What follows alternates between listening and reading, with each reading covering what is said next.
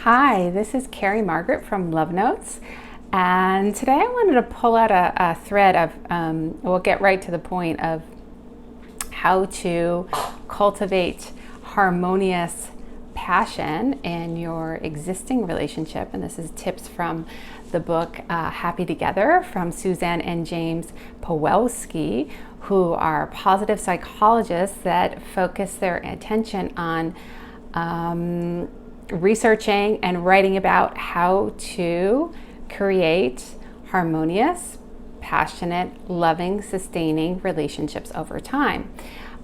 So this book is super cool, really gets into positive psychology, things that work in relationships. And I just wanted to pull out their particular tips on cultivating harmonious passion. Passion is something I am particularly passionate about, with love being one of my top signature strengths, and something that I just love to see people in love and passionate love. So let's get right to this. In an existing relationship, their top tip is to work on developing greater trust with your partner and being more attuned to what he or she is feeling or may need. This is like a huge topic related to intimacy and intimacy building, and something that I coach on a lot.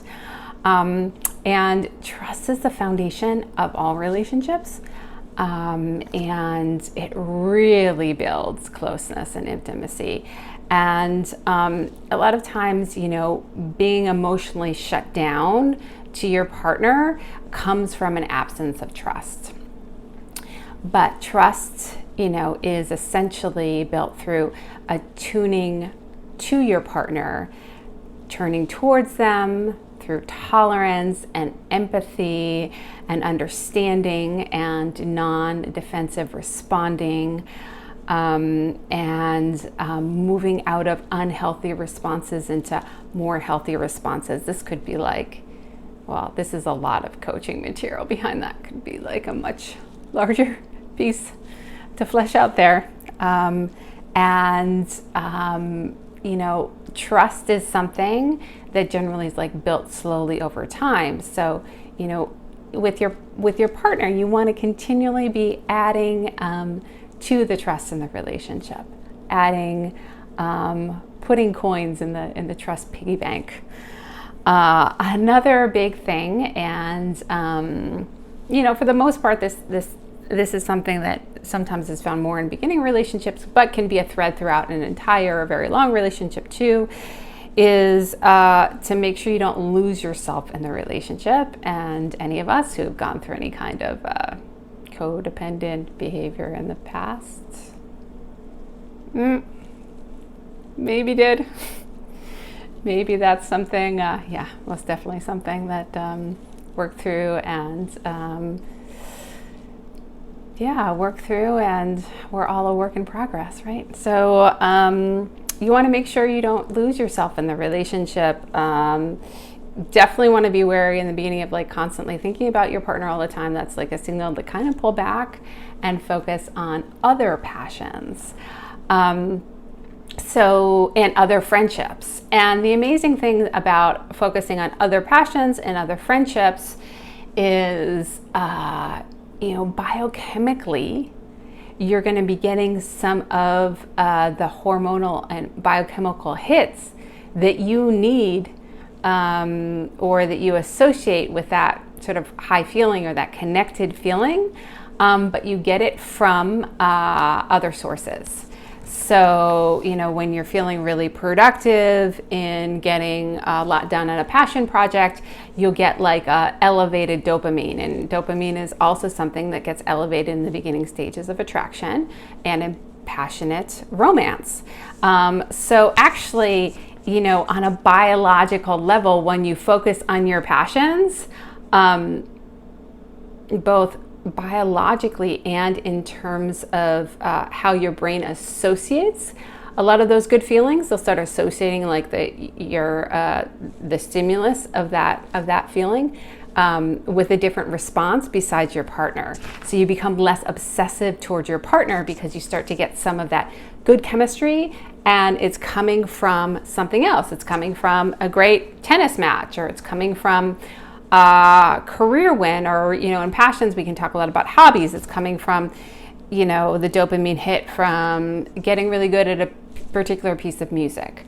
And then another thing that is built through your romantic partner is oxytocin.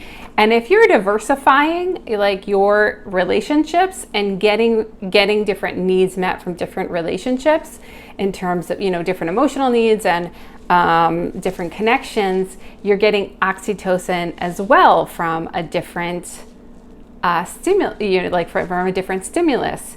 So you're actually like training your brain and your body itself to be a bit less obsessive about your partner and more harmonious in your passion with them.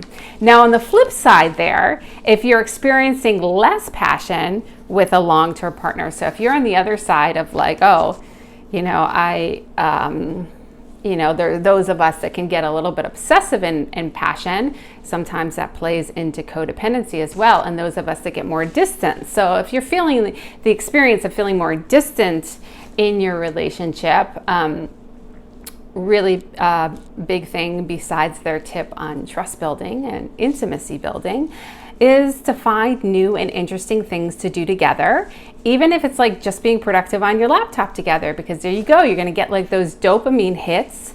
If you're sitting at a table, both like working on your goals or projects together, you're going to get all those good chemicals you got when you initially were dating and felt all of that passion. So you start to get some of those hits and you experience them together. So that is another hack. It's like the previous one is if you're almost experiencing too much or it's too much focus on them. And this one is if you're not really feeling enough, doing different activities together. So like I said, it can be productive on your laptop, or doing a house project together, or finding some kind of sport that you like to do together, or any kind of like activity that you love to do together. I mean, it could be even like taking a walk and like outside in nature. You're gonna, get the oxytocin from that. You'll get some serotonin from being outside, and all these like great chemicals in your body while you're with your partner to feel more connection with them and to develop more passion towards them as well.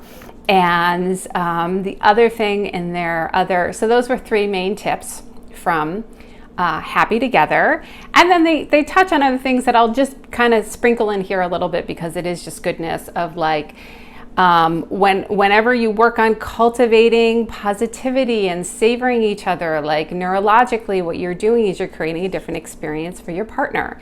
So if you can really, it's very hard to get to complete, 0 negative interactions. We're all human beings.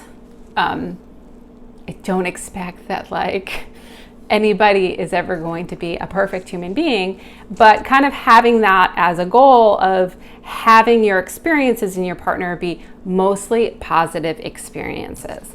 That's another great place to go and get coaching to learn how to process things and, be able to reframe them to your partner so that you can positively give them feedback, get your needs met, and be in a space of an upward spiral rather than getting into any kind of like negativity that can bring you into a downward spiral, which can happen in relationships, and feeling triggered and all these emotions that can come up and will come up. Relationship that's close enough will bring up your biggest stuff. So but that's another tip there. And being really receptive to any type of appreciation that they give you, or giving, or like any kind of gratitude. Like whenever your partner gives something to you, if you can really receive it. A lot of people have a hard time receiving things. This is like so huge. Huge. Oh my God, like really big. Like so many people have a hard time like receiving things from their partner. You know, they'll go into like negating that they even, you know, like, or like ignoring it, or, you know, for example, Suzanne and James, they give this great example in the book about how when they were initially married, Suzanne made this like amazing Italian meal, and she's from this like Italian family, and like the food was incredible. And James afterwards said that food was so good. I love that meal. And Suzanne started to like go through a whole list of like everything that was wrong with it, because in her mind, it wasn't close enough to the ideal of what she wanted to create. So she was like, oh, but this didn't have enough of this spice, and this didn't have enough of that. So it was really just okay. And he kind of felt a little bit shut down, like, oh, maybe I won't compliment her on the food again. So, you know, they kind of missed that opportunity to have, you know, an upward spiral experience where like he received the food and then wanted to give her gratitude and appreciation, and she was able to actually just like receive it. And that is like a huge gift that you give to your partner, and creates a lot of positive reinforcement. So that's another tip from that fantastic book, Happy Together, Cultivating Harmonious Passion. And well, this was just about cultivating harmonious passion in existing relationships. So hope that served you. And if you want to learn more about me, you can go to carriemargaret.com or subscribe here for more videos. I do summaries of great books about relationship building, building passion and intimacy, self-love and happiness as well. And just little fun tips or different things, tips and trips that I think are super fun to share with you. So yeah, come subscribe and check them out. Wishing you a incredible love life and lots of happiness and fulfillment.